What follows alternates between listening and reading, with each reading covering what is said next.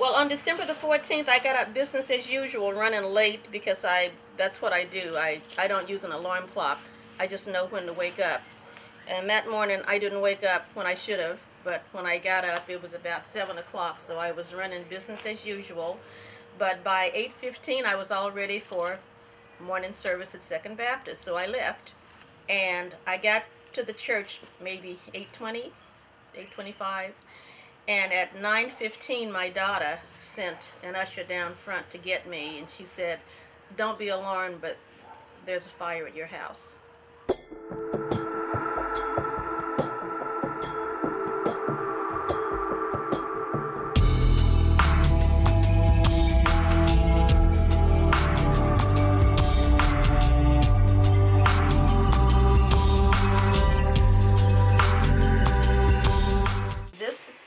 This is the bottom of the microwave stand, and on top was a shelf that housed this microwave, and above that was wall-to-ceiling cabinets where I stored my cookware.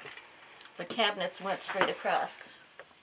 And then this place was the big stove hood with the fan and the light and all that stuff.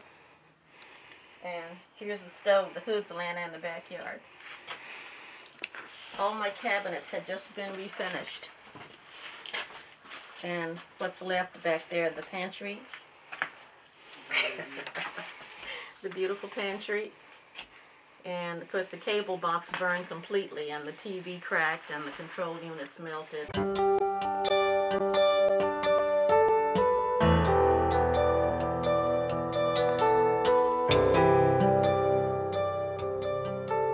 Dorothy Mulkey is someone who is a part of not only Orange County history, California history, but U.S. history.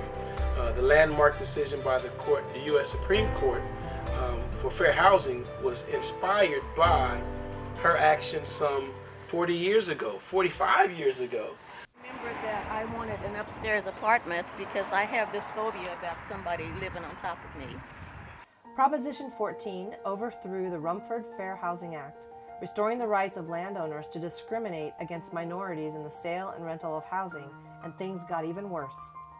And I made arrangements with the manager, who was really the owner, to come down and see the place. And when we knocked on the door and I identified myself, he goes, "Oh, you're Miss Mulkey. Like, you're not what I expected." And I knew that because my voice didn't have the quote-unquote ethnic tone to it, and he couldn't tell. But as soon as he saw us, he said, "You're just 5 minutes too late. We just rented the last apartment, even though none of the apartments were occupied." With the assistance of the Orange County Fair Housing Advocates, the NAACP, and ACLU, Dorothy Mulkey filed a lawsuit that went all the way to the United States Supreme Court, which ruled Proposition 14 unconstitutional and reinstated the Fair Housing Act in California. This is the room that used to be my living room, and this is where that Saturday night before the fire, I had all this stuff ready to be donated. All these new t-shirts still hanging here. There's boxes of robes still in the pack. There is colognes and fragrances, all kinds of toothbrushes and stuff. All this stuff was going to be given away on Monday. The house doesn't look like this normally, right? Normally it does not. Normally it does not. When the firemen came through, they didn't know if anyone else was in the house, so they kind of rearranged everything for me. At the Orange County Human Relations, we just honored Dorothy for the 50-year anniversary of the Civil Rights Act. In particular, people in Orange County that have paved the way for us today. For her is the Fair Housing Act that have till today still helping our agency do the work that we do to assist the community in fair housing.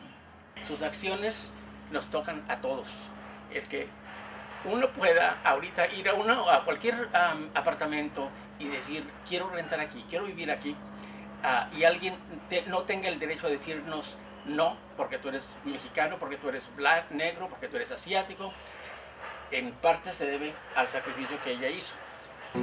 Es una oportunidad para todos nosotros de tener el privilegio de ayudarle a esa señora que tanto nos ha dado.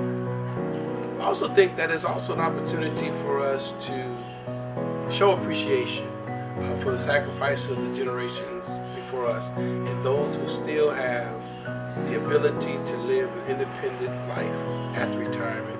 And I think that this would be great for us to get behind this effort and make something happen.